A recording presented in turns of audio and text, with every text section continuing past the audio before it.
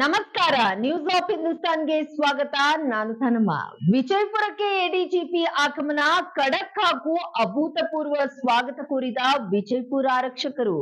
ವಿಜಯಪುರ ಜಿಲ್ಲೆಯಲ್ಲಿ ನಡೆದ ದರೋಡೆಯಂತ ಅಪರಾಧ ಪ್ರಕರಣದಲ್ಲಿ ಅಪರಾಧಿಗಳಿಂದ ವಶಪಡಿಸಿಕೊಂಡ ಹಣ, ಚಿನ್ನಾಭರಣವನ್ನ ವೀಕ್ಷಿಸಿದ ಎಡಿಜಿಪಿ ಆರ್ ಹಿತೇಂದ್ರ ವಿಜಯಪುರ ನಗರದ ಪೊಲೀಸ್ ಅಧಿಕಾರಿಗಳಿಗೆ ಸೂಚನೆ ನೀಡಿದ್ದಾರೆ. ಈ ದಿವಸ ನಾನು ನಿನ್ನೆ ದಿವಸ ಬಿಜಾಪುರ ಜಿಲ್ಲೆಯ ಒಂದು ಕೆಲವು ಪ್ರಕರಣಗಳ ತನಿಖೆ ಯಾವ ರೀತಿ ನಡೀತಾ ಇದೆ ಅಂತ ತಿಳ್ಕೊಳ್ಳಿಕ್ಕೆ ಮತ್ತೆ ಅವ್ರಿಗೆ ಮುಂದಿನ ದಿನಗಳ ತನಿಖೆ ಯಾವ ರೀತಿ ನಡೆಸಬೇಕು ಅಂತ ಸೂಚನೆಗಳು ಕೊಡ್ಲಿಕ್ಕೆ ಮತ್ತು ಇಲ್ಲಿನ ಎಲ್ಲಾ ಸಿಬ್ಬಂದಿಗಳ ಒಂದು ಸಭೆಯನ್ನು ನಡೆಸಿ ಜಿಲ್ಲಾಧಿಯ ಕಾನೂನು ಸುವ್ಯವಸ್ಥೆ ಮತ್ತು ಅಪರಾಧ ಮತ್ತು ಆಡಳಿತ ವ್ಯವಸ್ಥೆ ಬಗ್ಗೆ ಮಾಹಿತಿಯನ್ನ ಪಡ್ಕೊಂಡಿದ್ವಿ ಮತ್ತು ಅವರಿಗೆ ಸೂಕ್ತ ಸೂಚನೆಗಳನ್ನು ನೀಡಿದ್ವಿ.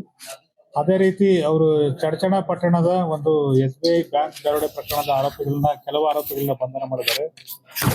ಮನಗೋಳಿ ಪಟ್ಟಣದ ಕೆನರಾ ಬ್ಯಾಂಕ್ ಕಳ್ಳತನದಲ್ಲಿ 15 ಜನ ಆರೋಪಿಗಳನ್ನ ಬಂಧನ ಮಾಡಿದ್ದಾರೆ. ಆಮೇಲೆ ಇನ್ನೊಂದು ಮುದ್ದೇಬಿಹಾಳ ಪಟ್ಟಣದ ಒಂದು ಹೆಚ್ಚುವರಿ ಜಿಲ್ಲಾ ನ್ಯಾಯಾಧೀಶರ ಬಾಡಿಗೆ ಮನೆಗೆ ಒಂದು ಕಳ್ಳತನ ಆಗಿತ್ತು, ಅದರಲ್ಲೂ ಕೂಡ 3 ಜನ ಅರೆಸ್ಟ್ ಮಾಡಿದ್ದಾರೆ. ಅರೆಸ್ಟ್ ಮಾಡಿ ಇದರಲ್ಲಿ ಬಹಳಷ್ಟು ಪ್ರಾಪರ್ಟಿನ ಡಿಸ್ಪ್ಲೇ ಕೂಡ ತಾವೆಲ್ಲ ನೋಡಿದ್ವಿ, ಪತ್ತೆ ಮಾಡಿದ್ದಾರೆ. ಇವ್ರಿಗೆ ಯಾರು ಪತ್ತೆ ಮಾಡಿದ ಟೀಮ್ ಮತ್ತೆ ಅವ್ರಿಗೆಲ್ಲರಿಗೂ ಇಲಾಖೆ ವತಿಯಿಂದ ಪ್ರಶಂಸನ ಮತ್ತೆ ಮುಂದಿನ ದಿನಗಳಲ್ಲಿ ಅವರಿಗೆ ಮೆಡಲ್ ಕೂಡ ಕಾರ್ಯಕ್ರಮಗಳು ಕೂಡ ನಾವು ಮಾಡ್ತೀವಿ.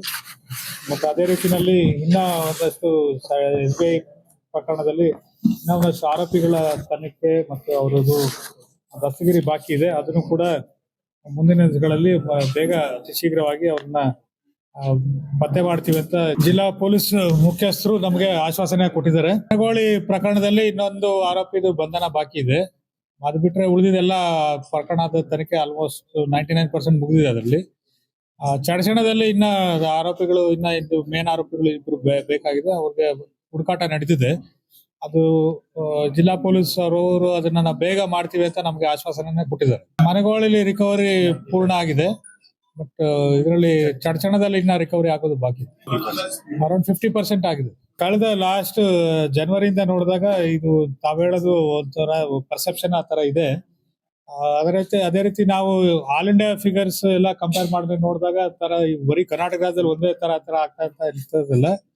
ಇದಕ್ಕೆ ಹಲವಾರು ಕಾರಣಗಳು ನಾವು ಹೇಳ್ಬೋದು. ಅದರಲ್ಲಿ ಮುಖ್ಯವಾಗಿ ಸೆಕ್ಯೂರಿಟಿ ವ್ಯವಸ್ಥೆಗಳು ಏನು ಬ್ಯಾಂಕ್ ಅಲ್ಲಿ ಇರ್ಬೇಕಾಗಿದೆ ಅದು ಅಪೇಕ್ಷಿತ ಮಟ್ಟದಲ್ಲಿ ಕೆಲವು ಕಡೆ ಇಲ್ಲ. ಅದನ್ನ ಒಂದು ಗುರಿ ಇಟ್ಕೊಂಡು ಮಾಡ್ದಂಗೆ ಕಾಣ್ತಾ ಇದೆ. ಮತ್ತು ಎಲ್ಲಾ ಕೇಸ್ಗಳಲ್ಲೂ ಕೂಡ ಆರೋಪಿಗಳು ಪತ್ತೆ ಆಗಿ ಅರೆಸ್ಟ್ ಕೂಡ ನಾವು ಮಾಡಿದ್ವಿ. RBIದು ಕೂಡ ಗೈಡ್ಲೈನ್ಸ್ ಇದೆ. ಕೆಲವರು ಏನಾಗಿದೆ, ಈ ಬ್ಯಾಂಕ್ಗಳವರು ಕಾಸ್ಟ್ ಕಟಿಂಗ್ ಮೆಜರ್ಸ್ ತರ ಒಂದು ವ್ಯವಸ್ಥೆ ನಡೀತಾ ಇದೆ ಅಂತ ನಮ್ಗೆ ಒಂದು ಅಭಿಪ್ರಾಯ ಇದೆ. ಇದನ್ನ DG ಅವರ ಮಟ್ಟದಲ್ಲಿ, ಸ್ಟೇಟ್ ಲೆವೆಲ್ ಮಟ್ಟದಲ್ಲಿ RBI ರೀಜನಲ್ ಡೈರೆಕ್ಟರ್ ಇದ್ದಾರೆ, ಅವರು ಕೂಡ ನಾವು ಕೂಡ ಅದಕ್ಕೆ ಅವರ ಗಮನ ಕೂಡ ಇದ್ರ ಬಗ್ಗೆ ಸೆಳೆತೀವಿ ನಾವು. ಇದರಲ್ಲಿ ಎರಡು ವಿಚಾರ ಇದೆ. ಒಂದು, ವೆದರ್ ಅವರು ಕ್ರಿಮಿನಲ್ ಪ್ರಕರಣದಲ್ಲಿ ನೇರವಾಗಿ ಇನ್ವಾಲ್ವ್ ಆಗಿದ್ರೆ ಪೊಲೀಸ್ ಇಲಾಖೆ ಅವ್ರ ಮೇಲೆ ಕ್ರಮ ತಗೊಳ್ತದೆ.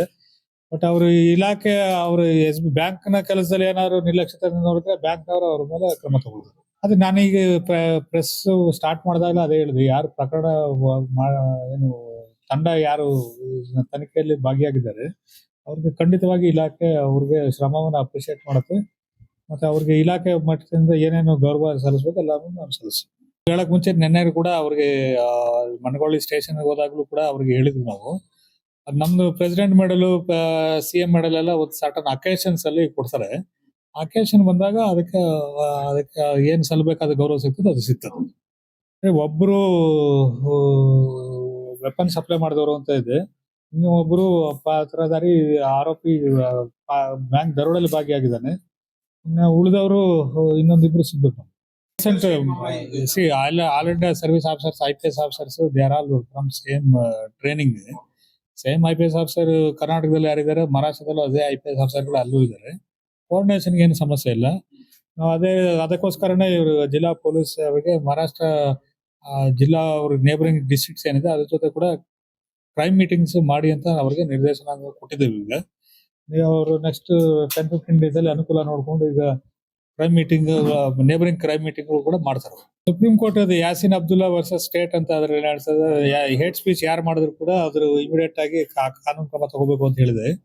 ಅದೇ ರೀತಿ ನಾವು ನಮ್ಮ ಸ್ಟೇಟ್ ರಾಜ್ಯ ಮಟ್ಟದಿಂದ ಎಲ್ಲ ಅಧಿಕಾರಿಗಳಿಗೆ ಸೂಚನೆಗಳನ್ನ ಕೊಟ್ಟಿದ್ವಿ. ನಾವು ಹೇಟ್ ಸ್ಪೀಚ್ ಯಾರು ಮಾಡಿದ್ರು ಕೂಡ ಅದನ್ನ ಕಾನೂನುಬದ್ಧವಾಗಿ ಲೀಗಲ್ ಒಪಿನಿಯನ್ ತಗೊಂಡು ಅದ್ರದ್ದೇನಾದ್ರೂ ಕಾನೂನು ಉಲ್ಲಂಘನೆ ಆಗಿದ್ರೆ ಇಮಿಡಿಯೇಟ್ FIR ಮಾಡಿ ಮುಂದೆ ಕ್ರಮ ತಗೊಳ್ಳಿದ್ವಿ.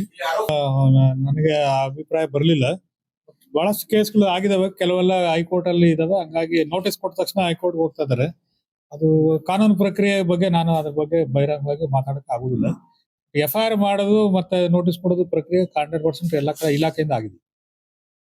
ನಿರಂತರ ಸುದ್ದಿಗಾಗಿ ನೋಡ್ತಾ ಇರಿ ನ್ಯೂಸ್ ಆಫ್ ಹಿಂದೂಸ್ತಾನ್.